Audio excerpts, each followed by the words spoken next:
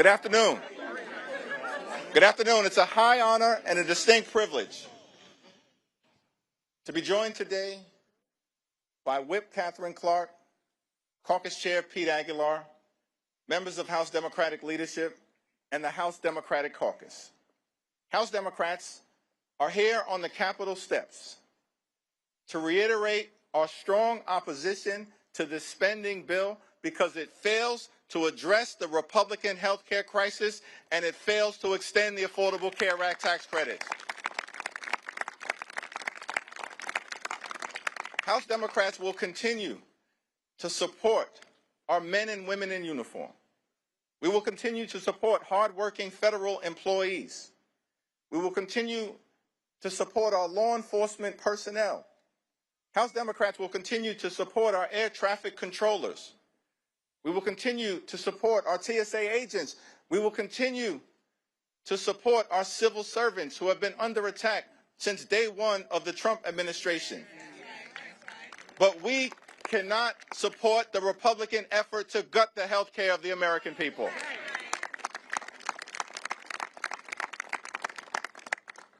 Today, House Democrats will introduce legislation to extend the Affordable Care Act tax credits for 3 years, to make sure that tens of millions of Americans don't experience dramatically increased premiums, copays, and deductibles. We believe that working class Americans, middle class Americans, and everyday Americans deserve the same level of certainty that Republicans always provide to the wealthy, the well-off, and the well-connected. The same level of certainty. And so we're calling upon our Republican colleagues to join us and extend the Affordable Care Act tax credits. And we will be working hard today, tomorrow, and throughout the balance of this year to make sure that those Affordable Care Act tax credits are extended. Now, Republicans control the House, the Senate, and the presidency. They own the mess that has been created in the United States of America. They own it. In a few hours, we will convene on the House floor. And our message to the American people is no matter what happens on the floor later on today, our promise to you remains the same. House Democrats will continue to fight to make your life more affordable. House Democrats will continue the fight to address the Republican health care crisis, and House Democrats will fight to extend the Affordable Care Act tax credits. This fight is not over. We're just getting started. We're just getting started. Now, among the many outrageous things that has been said during the Trump Republican shutdown or done during the Trump Republican shutdown, the longest shutdown in American history, is that Donald Trump made the stunning claim that in his mind, he holds two titles, that he has two positions. Donald Trump says that he's both the president and the Speaker of the House. That's what Donald Trump said in the midst of him shutting down the government. And what we've seen from compliant, sycophantic Republicans, corrupt House Republicans, is they continue to go along to get along. They don't function like a separate and co-equal branch of government. From the very beginning of this presidency and all the way through this Trump shutdown, Republicans in the House have continued to act like a wholly owned subsidiary of the corrupt Trump cartel. That may be the House Republican position. For damn sure, it ain't the House Democratic position. Because we know, and what we say to the American people is that we don't work for Donald Trump. We don't work for J.D. Vance. We don't work for your billionaire donors. We work for the American people. And that's what this fight by House Democrats, joined by our colleagues on the other side of the Capitol, has been all about. We work for the American people. As we stand on the Capitol steps, ready to continue this battle on the House floor, a battle that we waged week after week after week, and that will continue regardless of the outcome. We say to the American people that we know you deserve better. You deserve much better than the chaos, the cruelty, and the corruption that you've seen. And so as House Democrats, we're going to continue this fight to lower the high cost of living in a country where America is far too expensive, far too many people struggling to live paycheck to paycheck, can't thrive, and can barely survive. That should not be the case in the United States of America, the wealthiest country in the history of the world. And so as Democrats, we're committed to addressing this affordability crisis. That's what this fight has been all about. And we'll continue to work hard to lower the high cost of living. We'll continue the fight to fix our broken healthcare system. And we'll continue to fight to stand up for Medicaid. We'll continue to fight to stand up for Medicare. We'll continue the fight to stand up for the Affordable Care Act and an extension of the tax credits. We'll continue to fight for your hospitals. We'll continue to fight for your nursing homes. We'll continue to fight for your community-based health clinics. And we'll continue to fight for the principle that in this great country, the wealthiest country in the history of the world, healthcare can't simply be a privilege available only to the wealthy, the well-off, and the well-connected. Healthcare must be a right available to every single American. And that's the fight that House Democrats will continue to wage for the American people.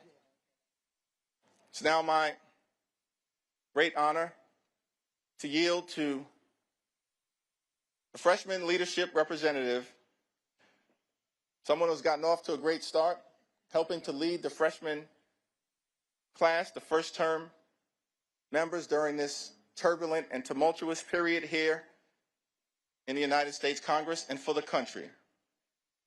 From the great state of California, the Honorable Luz Rivas.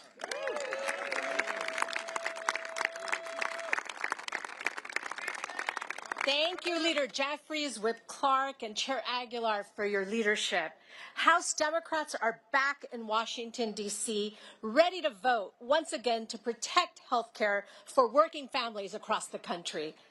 Recently, I spoke with Speaker Johnson directly in the Capitol and hand-delivered stories from my and my fellow freshman colleagues' constituents who have been impacted by the Republican shutdown. This includes the story of Stephen Heller, a constituent from Van Nuys, which is in my district. Stephen and his wife are independent contractors who have to pay for their own health insurance. Because Republicans let the ACA tax credits expire, Stephen and his wife are facing a monthly health care premium increase of $1,000 per month in 2026. This will bring their monthly total to nearly $2,100 per month and nearly $25,000 for the year, just in health insurance. That is, in Stephen's own words, a terrible financial blow and an enormous financial burden. Constituents across the country like Stephen and his wife cannot afford Republicans' deal.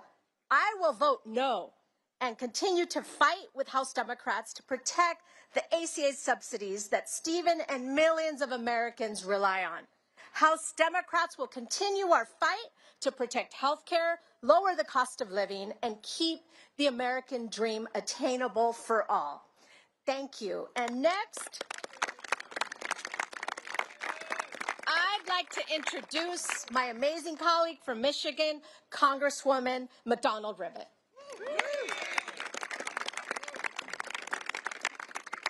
Thank you very much. I come from mid-Michigan, the part of the country where workers actually invented the American dream, to work hard enough to pay your bills, put a little bit away, and take your kids on vacation every once in a while. But the dream is further and further out of reach. In my district, 70% of our jobs pay less than $60,000 a year.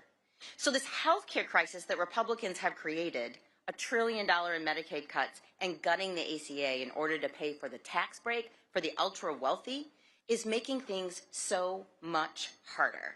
So let me give you an example. A couple in my district, they actually go to my church. called and told me they're in their 60s and they rely on the ACA tax credits to pay their insurance premiums. But now, because the Republicans have failed to extend these credits, their insurance premiums are going to jump by $11,000 next year. An impossible sum for people on the edge of retirement. Health insurance already consumes 72% of their retirement income. Let me say that again.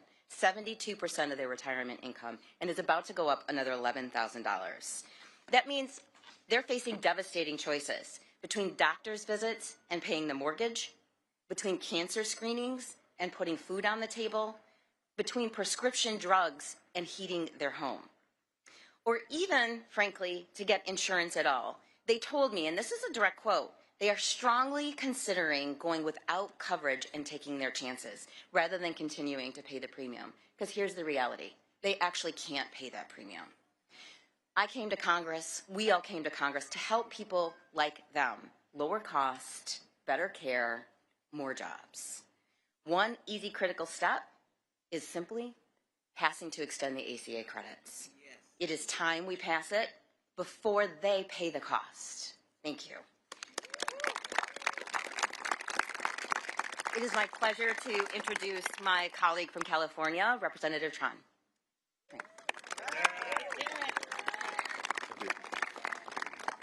Good afternoon. I am Congressman Derek Tran, and I proudly represent Orange and LA counties in California's 45th district. Today, I want to share the story of Peter and Esther. Peter and Esther are retired and living in Orange County, California. They're on a limited income, and their health insurance costs are overwhelming. They pay over $18,000 every year just in health care premiums. And next year, their costs are going up to over $21,000.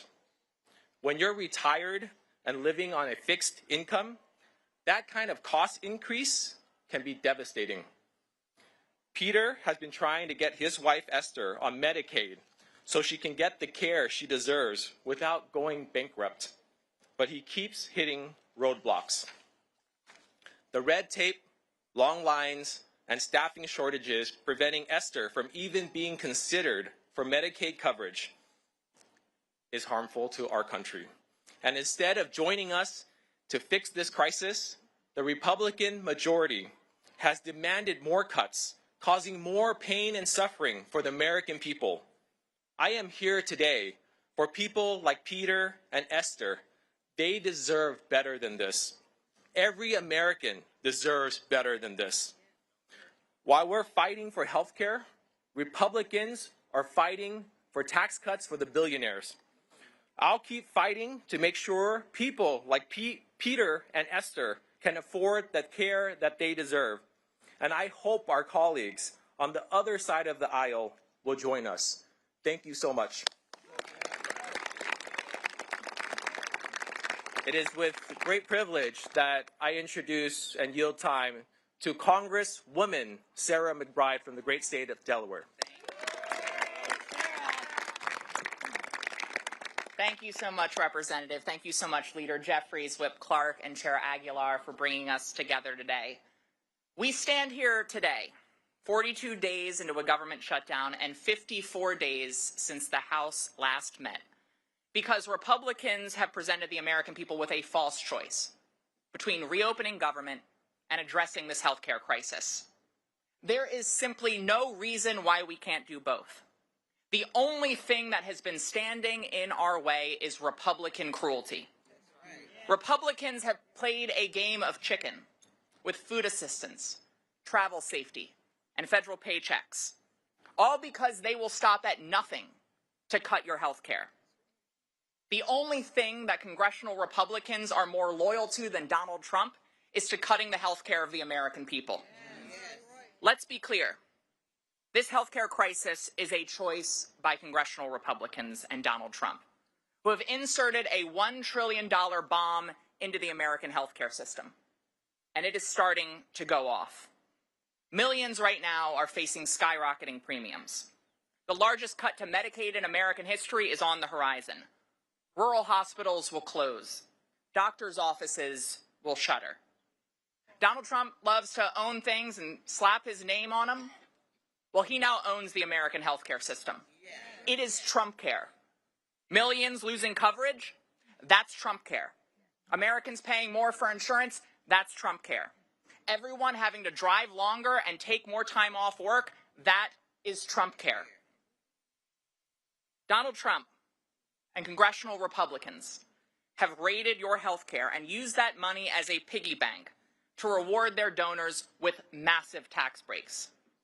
Cruelty is the currency of his corruption, because Donald Trump only cares about himself, his ballroom, and his billionaire buddies, and he certainly doesn't care about you. House Democrats are here for everyone, whether they voted for us in the last election or not. I'm here on behalf of all of my constituents, including a family of 4 in Middletown who will see their premiums skyrocket by $10,000 next year. That's why we are all voting against this budget, and it's why we will not stop until every single American can get the health care that they need to live and thrive in America. Thank you all very much. And it is now my pleasure to introduce my friend from the great state of Alabama, Representative Shomari Figures.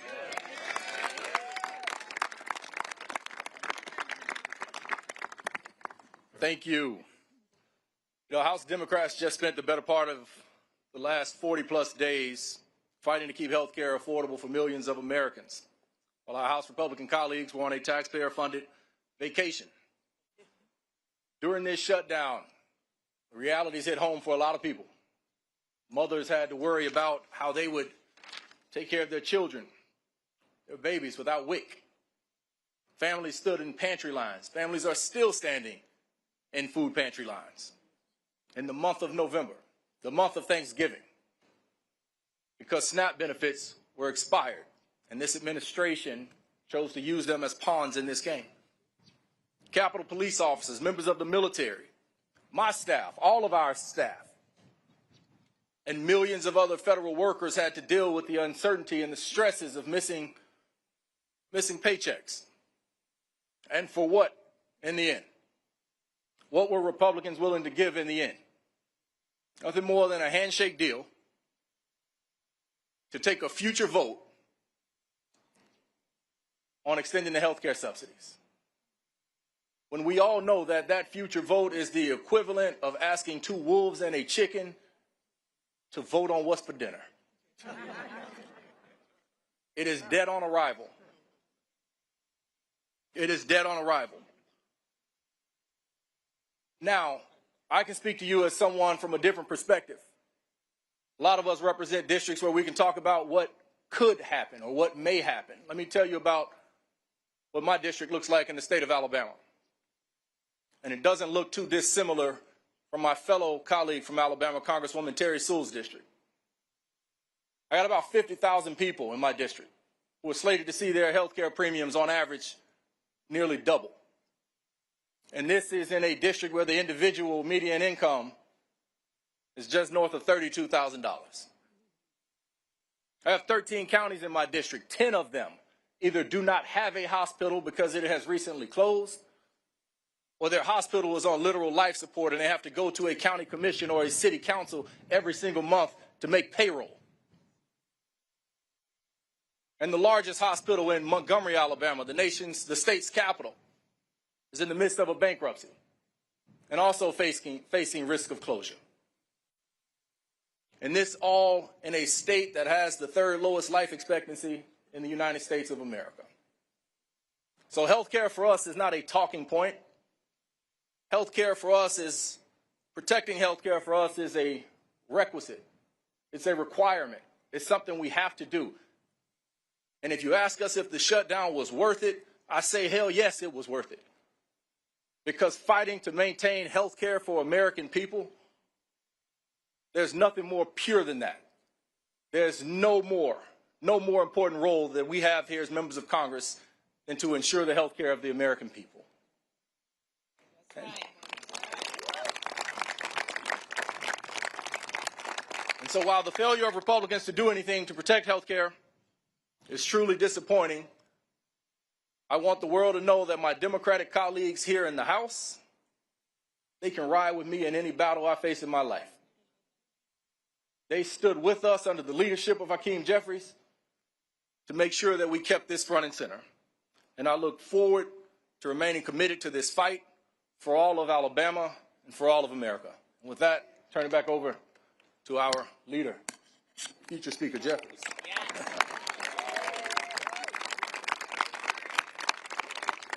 I want to thank all of our distinguished colleagues who spoke so powerfully and eloquently about the nature of this fight that we continue to wage on behalf of the American people.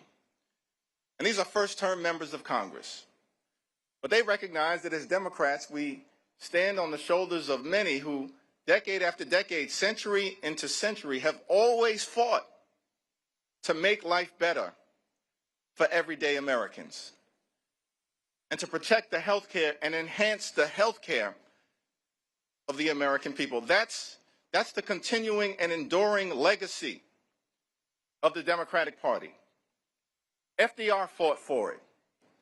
Truman fought for it. JFK fought for it. LBJ fought for it. Carter fought for it. Clinton fought for it. Barack Obama fought for it. Biden fought for it. And no one fought harder in the House of Representatives than our Speaker Emerita, Nancy Pelosi. That's in the DNA of the Democratic Party. From FDR to Nancy Pelosi to these first-term members. And so our promise to the American people is that we are in this fight until we win this fight for all of you. Cancel the cuts, lower the costs, save health care. God bless you. God bless the United States of America.